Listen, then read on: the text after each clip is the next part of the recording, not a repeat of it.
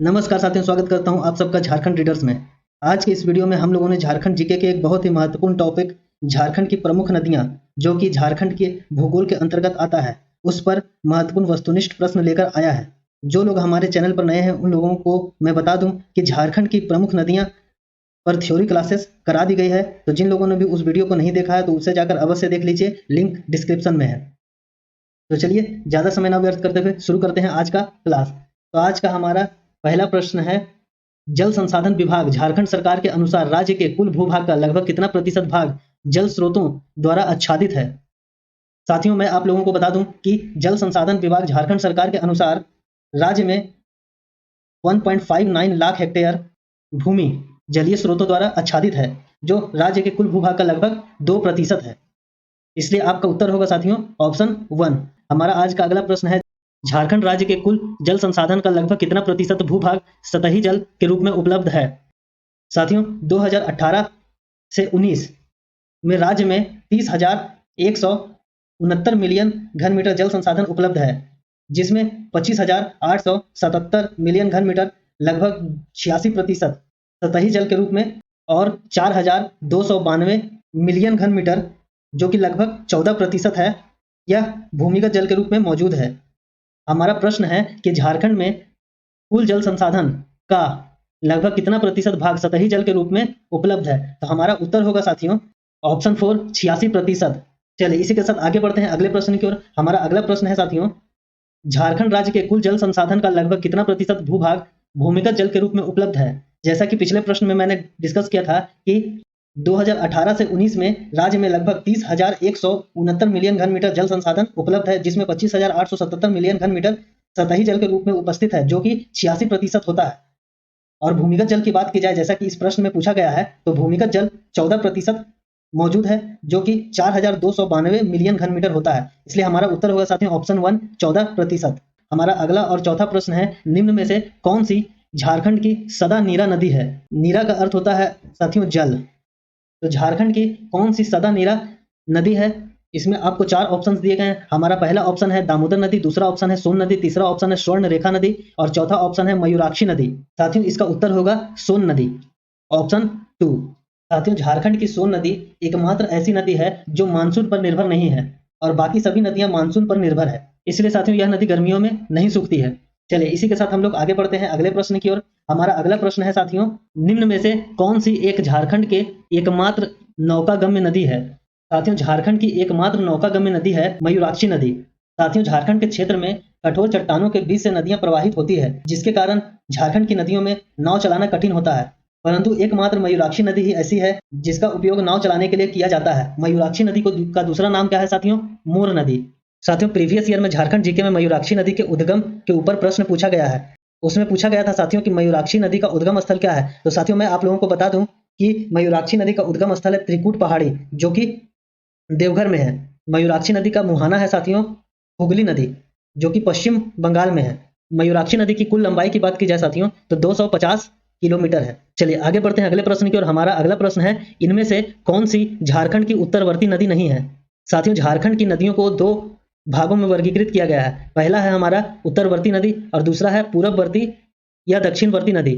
तो इस प्रश्न में हमसे पूछा गया है कि इनमें से कौन सी झारखंड की उत्तरवर्ती नदी नहीं है। हमें 4 ऑप्शंस दिए गए हैं, बराकर नदी, सोन नदी, उत्तरी कोयल नदी और पुनपुन नदी। साथियों, बराकर नदी उत्तरवर्ती नदी नहीं है। उत्तरवर्ती नदी की बात की जाए तो सोन नदी, उत्तरी कोयल नदी, पुनपुन नदी, ये तीनों उत्तरवर्ती नदियां हैं।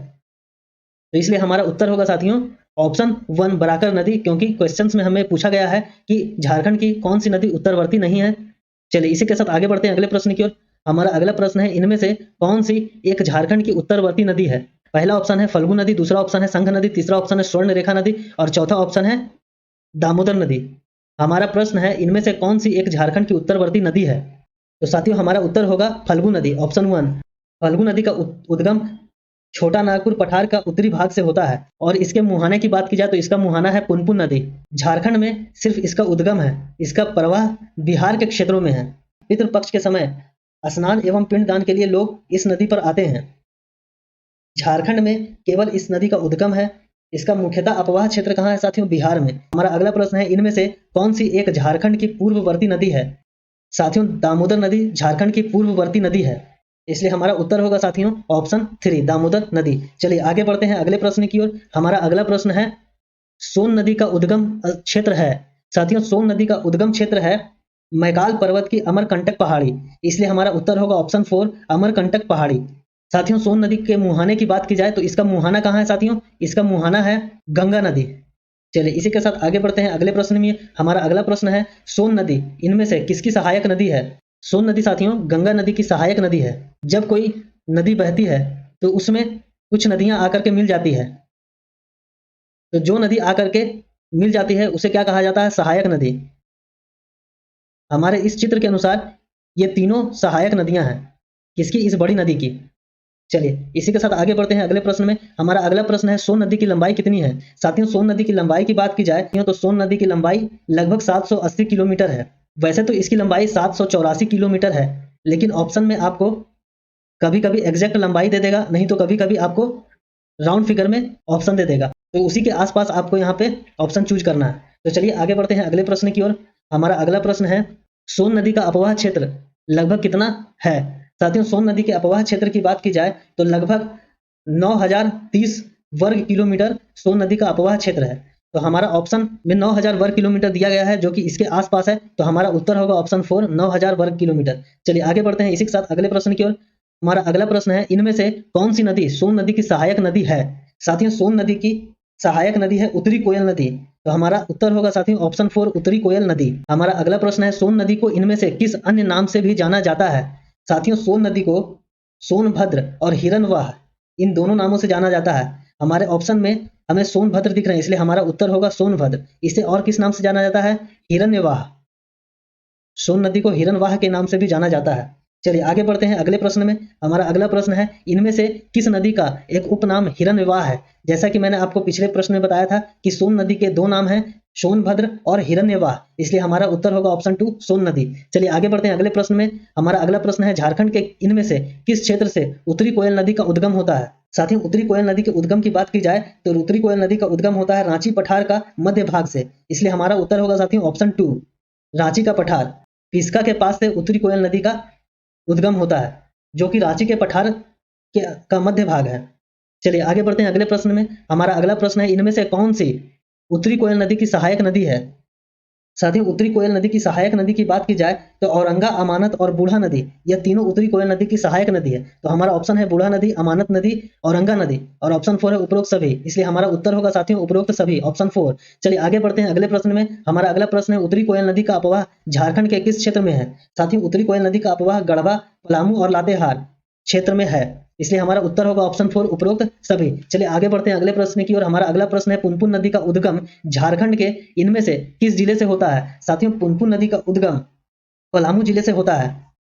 पुनपुन नदी के मुहाना की बात की जाए तो गंगा नदी पुनपुन नदी का मुहाना है। पुनपुन नदी की कुल लंबाई साथियों 200 किलोमीटर है। पुनपुन नदी की दो मुख्य सहायक नदी है दारधा और मोरहर। चलिए आगे बढ़ते हैं अगले प्रश्न की ओर। हमारा अगला प्रश्न है पुनपुन नदी का मुहाना कहाँ है। साथियों पुनपुन नदी का मुहाना गंगा नदी है, ऑप्शन 3 इसका सही उत्तर होगा। चलिए आगे बढ़ते हैं अगले प्रश्न की ओर। हमारा अगला प्रश्न है इनमें से कौन सी नदी पुनपुन नदी की सहायक नदी है। दारधा, मोरहर, उपरोक्त दोनों और इनमें से कोई नहीं। जैसा कि पिछले प्रश्न में मैंने बताया कि दारधा और मोरहर ये पुनपुन नदी की प्रमुख सहायक नदियां हैं, इसलिए हमारा उत्तर होगा साथियों ऑप्शन 3 उपरोक्त दोनों।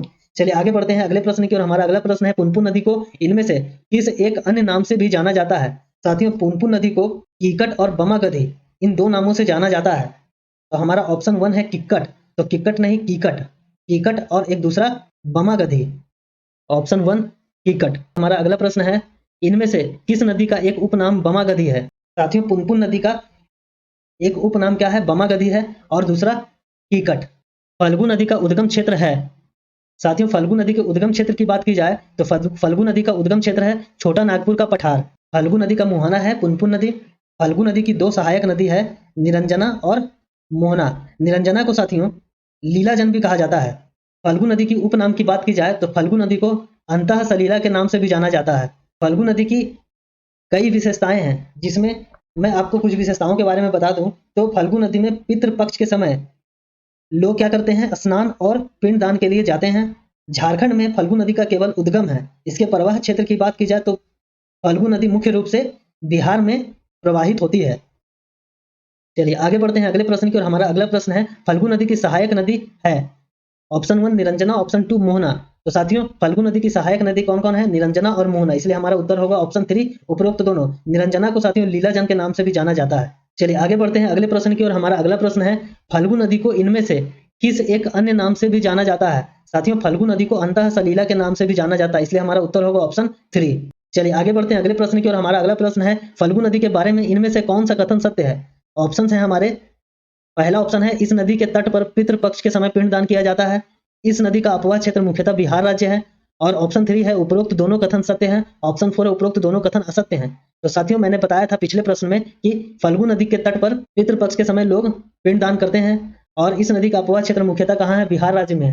तो इसलिए हमारा ऑप्शन होगा उपरोक्त दोनों कथन सत्य हैं, अर्थात ऑप्शन 3। चलिए इसी के साथ अगले प्रश्न की ओर बढ़ते हैं। हमारा अगला प्रश्न है, सकरी नदी का उद्गम क्षेत्र है। साथियों सकरी नदी के उद्गम क्षेत्र की बात की जाए तो सकरी नदी का उद्गम क्षेत्र है उत्तरी छोटा नागपुर का पठार। इसलिए हमारा उत्तर होगा साथियों ऑप्शन 2। चलिए आगे बढ़ते हैं अगले प्रश्न की ओर। इनमें से कौन सी नदी सकरी नदी की सहायक नदी है? साथियों सकरी नदी की 2 सहायक नदियां हैं, किऊल और मोरहर। तो हमारा ऑप्शन 1 है किऊल नदी, ऑप्शन 2 दारधा, ऑप्शन 3 पंचाने, ऑप्शन 4 घाघरी। इसलिए हमारा उत्तर होगा साथियों ऑप्शन 1 किऊल नदी और एक मोरहर। 2 सहायक नदियां किसकी है? सकरी नदी की है। चलिए आगे बढ़ते हैं अगले प्रश्न की ओर। हमारा अगला प्रश्न है, झारखंड की कौन सी नदी अपना मार्ग बदलने के लिए प्रसिद्ध है? तो साथियों सकरी नदी झारखंड की एक ऐसी नदी है जो अपना मार्ग बदलने के लिए प्रसिद्ध है। सकरी नदी का उल्लेख रामायण में भी किया गया है। सकरी नदी को रामायण में सूमागधी के नाम से वर्णित किया गया है। चलिए आगे बढ़ते हैं अगले प्रश्न की ओर। हमारा अगला प्रश्न है, चानन नदी का उद्गम क्षेत्र है। साथियों चानन नदी का उद्गम क्षेत्र है छोटा नागपुर पठार। छोटा नागपुर पठार से चानन नदी का उद्गम होता है और इसका मुहाना है साथियों सकरी नदी। चानन नदी का मुहाना सकरी नदी है। चानन नदी को पंचाने और पंचानन के नाम से भी जाना जाता है। पंचानन बोलने का अर्थ है कि 5 धाराओं से मिलकर बना है यह नदी, अर्थात चानन नदी 5 धाराओं से मिलकर बना है, जिसके कारण इसे पंचानन नदी भी कहा जाता है। चलिए आगे बढ़ते हैं अगले प्रश्न की ओर। चानन नदी को इनमें से किस अन्य नाम से जाना जाता है? चानन नदी को साथियों पंचाने और पंचानन इन दोनों नामों से जाना जाता है। इसलिए हमारा उत्तर होगा साथियों ऑप्शन 3 उपरोक्त दोनों। आगे बढ़ते हैं अगले प्रश्न की ओर। बूढ़ा नदी का उद्गम क्षेत्र है। साथियों बूढ़ा नदी का उद्गम क्षेत्र है महुआ डांड लातेहार। बूढ़ा नदी के मुहाने की बात की जाए तो उत्तरी कोयल नदी बूढ़ा नदी की मुहाना है। बूढ़ा नदी का मुहाना है। साथियों बूढ़ा नदी का अपवाह क्षेत्र है लातेहार। बूढ़ा नदी की विशेषता की बात की जाए तो बूढ़ा नदी पर झारखंड के सबसे ऊंचे बूढ़ा घाघ जलप्रपात का निर्माण हुआ है। बूढ़ा घाघ जलप्रपात साथियों झारखंड का सबसे ऊंचा जलप्रपात है। हमारा अगला प्रश्न है, इनमें से कौन सी नदी झारखंड के सबसे ऊंचे जलप्रपात बूढ़ा घाघ जलप्रपात का निर्माण करती है? तो साथियों हमारा उत्तर होगा बूढ़ा नदी। बूढ़ा नदी झारखंड के सबसे ऊंचे जलप्रपात बूढ़ा घाघ जलप्रपात का निर्माण करती है। चलिए अगले प्रश्न की ओर बढ़ते हैं। हमारा अगला प्रश्न है, औरंगा नदी का उद्गम क्षेत्र है। साथियों औरंगा नदी का उद्गम क्षेत्र है किसको, जो कि लोहरदग्गा में है। इसके मुहाने की बात की जाए तो इसका मुहाना है साथियों उत्तरी कोयल नदी। साथियों औरंगा नदी की कई सहायक नदियां हैं, जैसे कि घाघरी, गोवा, नाला, धधारी और सुकरी। ये सभी औरंगा नदी की प्रमुख सहायक नदियां हैं। चलिए आगे बढ़ते हैं अगले प्रश्न की ओर। हमारा अगला प्रश्न है, कौन सी नदी औरंगा नदी की सहायक नदी है? घाघरी नदी, गोवा नदी, सुकरी नदी। साथियों ये तीनों औरंगा नदी की सहायक नदी है। इसलिए हमारा उत्तर होगा ऑप्शन 4 उपरोक्त सभी। आगे बढ़ते हैं अगले प्रश्न की ओर। हमारा अगला प्रश्न है, अमानत नदी झारखंड के किस जिले से निकलती है? साथियों अमानत नदी झारखंड के चतरा जिले से निकलती है। अमानत नदी के मुहाने की बात की जाए तो इसका मुहाना भी उत्तरी कोयल नदी ही है।